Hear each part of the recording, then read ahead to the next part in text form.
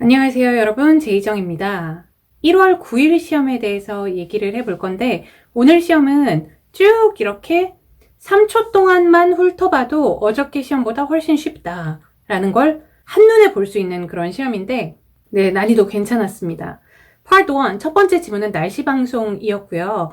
날씨 방송이 시험에 출제되면 항상 나오는 단어들, weather forecast, temperatures, expect, expected 이것도 나왔고, 요일은 월요일이 출제가 되었는데 월요일, 화, 수, 목, 금, 토 다 나올 확률이 높은 단어들이기 때문에 요일 단어들은 하나씩 발음 연습을 해 놓으시는 게 좋아요. 월, 화, 수, 목, 금, 토일 다 Monday, Tuesday, Wednesday, Thursday, Friday, Saturday, Sunday 이렇게 몇 번만 연습하시면 되겠습니다. 자, 2번 문제는 orientation 내용이었어요. Welcome to로 시작을 했고 company overview, facilities, supervisor, password 이런 단어들이 보였습니다. 이 단어 너무 어렵다 이런 단어 없었어요. 1번 지문에도 그렇고 2번 지문에도 그렇고 뭐 주관적이겠죠. 예, 그렇지만 다른 시험에 비해서 지문이 쉬운 편입니다. 평균에 비해서요. Part 2 첫 번째 사진은 공원 사진이었는데 a park. 이 사진은 공원에서 찍은 사진입니다. This picture was taken at a park 하실 수 있고 이 사진이 밖에서 찍기는 했는데 공원인지 광장인지 뭐 어딘지 정확히는 모르겠다라고 하면 다양한 다른 방법들이 있는데 그 방법들 중에 하나가 밖에서 찍은 사진입니다 라고 해주는 거예요. This picture was taken outside. 이 정도의 문장도 좋은 첫 문장입니다. 이 사진에서 사진의 중심부에 되게 큰 분수가 있었어요. 이렇게 사물이 이 사진에서 굉장히 중요한 역할, 중심적인 역할을 한다면 사람 묘사를 먼저 하지 않고 이 사물에 대해서 먼저 얘기를 하는 것도 방법입니다. 왜냐하면 사진의 중심부에 커다란 분수가 있어요. 그 분수 왼쪽으로 이 사람이 요거 하고 있고 그 분수의 뒤쪽으로 저 사람이 저거 하고 있고 이런 식으로 사람의 행동이나 그 사람의 사진 속 위치를 묘사할 때 이 분수라는 것이 중요한 역할을 할 수가 있거든요. 사람마다 묘사하는 순서라든지 이런 것들은 다를 수 있겠지만 어떤 분들은 사물 묘사 전에 무조건 사람 묘사를 끝내고 사물로 넘어가야 된다라고 알고 있으신 분들이 있거든요. 그렇지 않습니다. 특히 굉장히 중요한 사물이라면 이 사물 얘기를 먼저 하고 그 다음에 사람 묘사를 해도 좋아요. 그것도 괜찮은 방법이에요. 사진의 중심부에 커다란 분수가 하나 있습니다. There is a big water fountain in the middle of the scene. 하고 이제 그 사람들이 이 옆에서 뭐하고 저 옆에서 뭐하고 이렇게 묘사를 하시면 되겠죠. 사람이 하는 행동은 뭐가 있었냐면 핸드폰을 이렇게 잡고 있는 행동 그리고 이 잡고 있는 사람이 헤드폰을 끼고 있었어요. 그래서 한 사람은 holding a cell phone, wearing headphones 한 개를 끼고 있는데 headphones 뒤에 s가 들어갑니다.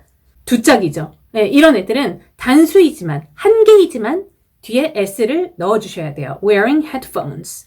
어저께 시험에 대해서 제가 말씀드렸죠. wearing sunglasses, wearing glasses 이렇게 쌍으로 있는 것들 그런 것들은 뒤에 s를 넣어주시고 또 한 사람은 앉아서 신문을 보고 있었습니다. sitting 하고 있었고 reading a newspaper. 다른 한 사람은 통화 중이었어요. 통화 중이다 talking on the phone. 오늘 나왔던 시험이 똑같이 다음 주에 다시 나올 게 아니기 때문에 오늘 나왔던 시험을 너무 외우고 뭐 그대로 묘사를 하고 그럴 필요는 없지만 시험에 나오는 사람이 하는 행동들 있잖아요. 그 행동들은 정말 나오고 또 나오고 또 나오고 또 나오고 이런 행동들이 굉장히 많습니다. 그래서 제가 지금 알려드린 holding 무엇, 뭐 wearing 무엇, reading a newspaper, talking on the phone 이렇게 사람이 하는 행동 표현들은 여러분들이 최대한 많이 나의 것으로 만드는 것이 중요하거든요. 그래서 연습을 좀 하시고요. 사물은 나무들, 빌딩들 이런 게 있었습니다. trees, buildings. 두 번째 사진은 카페에서 찍은 사진이었고 여러 명의 사람들이 있었어요. several people. 사람이 하는 행동 뭐가 있었냐? using a laptop computer. 랩탑 컴퓨터를 사용하고 있는 사람 두 명이나 있었습니다. 얘도 랩탑 컴퓨터를 사용하고 있고 쟤도 랩탑 컴퓨터를 사용하고 있고 어떤 사람 두 명은 대화를 하고 있었어요. Having a conversation 하면 둘이 대화를 하고 있다. 혹은 여러 명이 대화를 하고 있어도 having a conversation입니다. 시험에 굉장히 많이 나오는 표현이니까 꼭 말로 연습을 해주세요. 말로 having a conversation, having a conversation. 계산대 같은 counter가 보였거든요. a counter. 그리고 벽에, 저 뒷배경의 벽에 그림 하나가 걸려 있었습니다. A beautiful painting. 어디에? On the wall. beautiful은 제가 그냥 넣은 거고 beautiful 빼셔도 됩니다. 근데 그 명사 앞에 형용사, 좀 쉬운 형용사라도 하나씩 들어가면 조금 더 답변이 풍성해지는 경향이 있거든요. 그래서 모든 명사 앞에 쉬운 형용사라도 하나씩 넣어보는 연습을 하시는 것도 좋은 연습이에요. Part 3는 해외여행, 다른 나라로 여행 다니는 것에 대해서 나왔는데요.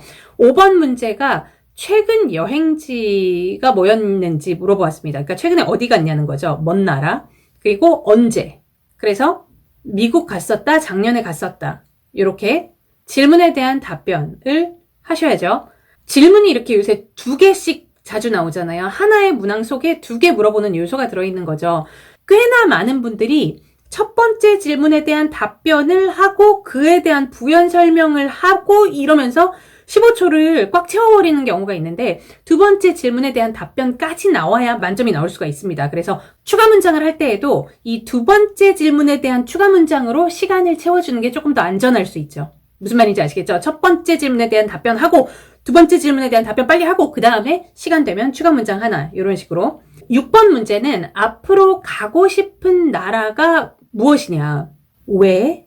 라고 물어보았습니다. 5번 문제에서 America라고 했으면 6번 문제에서는 America라고 또 하셔도 돼요. 너무 좋았어서 다시 돌아가고 싶다. 다시 한번 방문하고 싶다. 이렇게 하셔도 되고 나라 이름 2-3개 정도 가져가는 게 좋겠죠. America, Canada 이렇게 2-3개 정도. 자기가 발음하기 쉬운 걸로 선택을 하시는 게 좋습니다. when이에요. 왜?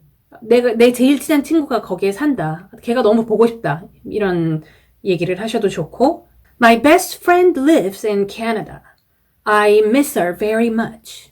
진짜 Part 3는 창작이 되게 중요하죠. 네, 있지 않은 일도 있는 것처럼 존재하지 않는 사람도 존재하는 것처럼 이렇게 좀 만들어내는 그리고 순발력 있게 만들어내는 능력이 중요합니다. 그 능력을 키우셔야 돼요. 연습을 해야 그 능력이 키워지죠. 그래서 실전 모의고사 풀어보시면서 실전 모의고사를 앞에 두고 앉아서 생각을 오랫동안 하고 필기해보고 생각을 해보고 더 필기를 더 해보고 그거를 외워보고 이런 식으로 하면 실전 시험에서는 내가 습득한 정보들, 지식들 이런 것들이 발휘가 잘 안 돼요. 그래서 실전 모의고사를 해보실 때에도 잘 안 되더라도 질문 듣고 실전 시험이랑 똑같이 준비 시간 갖고 그 다음에 바로 답변해보고 그 답변을 녹음을 해보고 녹음한 걸 들어보면서 야, 요런 부분이 부족하구나 이런 거를 느껴보시고 어떻게 요거를 답변을 해야 됐었는지에 대해서 녹음을 들어보면서 생각을 해보시고 그렇게 발전을 시키시는 게 좋은 방법입니다. 실제 시험이랑 똑같이 진행을 해보는 거죠. 너무 준비 시간 이런 걸 오래 갖지 말고 7번 문제는 한 번도 가보지 않은 나라에 방문을 하려고 계획을 할 때 어디에서 정보를 얻겠냐. 정보에 대해서 시험에 나오면 인터넷이 정말 좋죠. 인터넷을 선택을 했다면 다른 사람들과 나는 유용한 정보를 온라인상에서 공유할 수 있다. Other people and I can share useful information online. 이런 거나 아니면 인터넷은 되게 많은 기사들, article들을 읽을 수 있고 인터넷을 통해서 굉장히 다양한 사진을 볼 수가 있고 뭐 여러 가지 장점이 있는 것 같습니다. 그 외에도 더 많은 장점 생각해 보시고 인터넷으로 하시는 게 본론 문장들을 꽉꽉 채워서 많이 만들기 쉽지 않을까 그런 생각이 들어요. Part 4 볼게요. 세미나 주제, 장소, 날짜 이렇게 나와 있었고 8번 문제가 이 세미나의 날짜 알려줘, 끝나는 시간 알려줘 라고 했습니다. 날짜는 제일 위에 있죠. 끝나는 시간은 가장 마지막 시간, 시간 7의 끝나는 시간, 시간 7이 몇 시부터 몇 시까지 이렇게 돼 있었거든요. 그거의 끝나는 시간만 얘기해 주셔도 되고 마지막 일정이 몇 시부터 몇 시까지 진행됩니다. 이런 식으로 답변을 하셔도 됩니다. 9번 문제는요. furniture라는 단어가 나왔죠. furniture, 그게 오후 맞지? 이렇게 물어보았습니다. 일정 3번 보면 furniture 보이죠? 오전이었어요. 이거 어제 시험이랑 똑같은 거죠. 오후 맞지? 그러면 9번 문제에서는 뭐 거의 100%에 가깝게 오전이다. 이게 답이거든요. 일정 3번은 몇 시? 시간 3에 진행됩니다. 라고 답변을 해주시면 되겠습니다. 10번 문제는 제가 하트로 표시를 해놨어요. 이 단어 들어간 거 다 얘기해줘. 라고 물어보았고 찾기가 어렵지가 않았습니다. 일정 2번과 일정 5번에 듣기에서 나온 그 단어가 들어있었거든요. 그래서 그거 두 줄 읽어주시면 되고 Part 5는요. 마지막 질문인데 만약에 내가 선택권이 있다면 똑같은 팀 멤버들, 동일한 팀 멤버들이랑 오랫동안 함께 일을 하는 거를 선호하냐 아니면 팀을 좀 자주 변경하는 걸 선호하냐라는 질문이었어요. 둘 다 굉장히 장점들이 많을 것 같아요. 쭉 같은 팀 멤버들이랑 한다면 그들에 대해서 굉장히 잘 알겠죠. 그렇죠. All the team members know each other very well. 그래서 되게 understanding이 좋고 서로에 대한 understanding이 좋기 때문에 그거는 효율적인 업무를 할 수 있는 요소가 될 수 있을 것 같아요. 효율적인 업무 나오면 우리 Part 5에서 외워갔었던 그런 문장들 있죠. 회사 관련 문제 나왔을 때 써먹을 수 있다는 거 그쪽으로 연결을 시켜줄 수도 있습니다. 같은 팀 멤버들은 서로 잘 이해를 하고 서로에 대해서 잘 알기 때문에 업무의 효율성이 더 좋아지고 조금 더 짧은 시간에 많은 업무들을 해낼 수가 있고 이런 내용으로 이끌어 주실 수도 있고 팀을 자주 변경을 하면 장점이 뭐가 있을까요? 팀을 자주 변경을 하면 되게 많은 사람들을 만나볼 수 있겠죠. 많은 팀원들, 많은 팀 리더들 다양한 사람들을 경험을 할 수 있기 때문에 더 다양한 것들에 대해서 더 다양한 지식 이런 것들을 배울 수도 있고 둘 중에 굳이 뭐가 조금 더 답변하기가 쉽겠냐라고 저한테 물으신다면 쭉 같은 팀 멤버랑 계속 함께하는 거 이거를 선택하시는 게 조금 더 쉽게 만점 답변을 만들 수 있는 선택이 아니었나. 팀을 자주 변경하는 거를 선택을 하셨어도 충분히 괜찮은 문장들 많이 나올 수 있거든요. 혹시 좋은 아이디어가 있으시다면 댓글에 좀 공유를 해주시면 저랑 함께 얘기를 해보면 좋을 것 같아요. 오늘 시험은요, 난이도 4로 가겠습니다. 오늘 시험은 토익 스피킹 시험의 정석 같은 그런 시험이에요. 자주 나오는 문제들이 다 들어있고 뭔가 뒤통수 치는 그런 문항이 없었던 그런 시험입니다.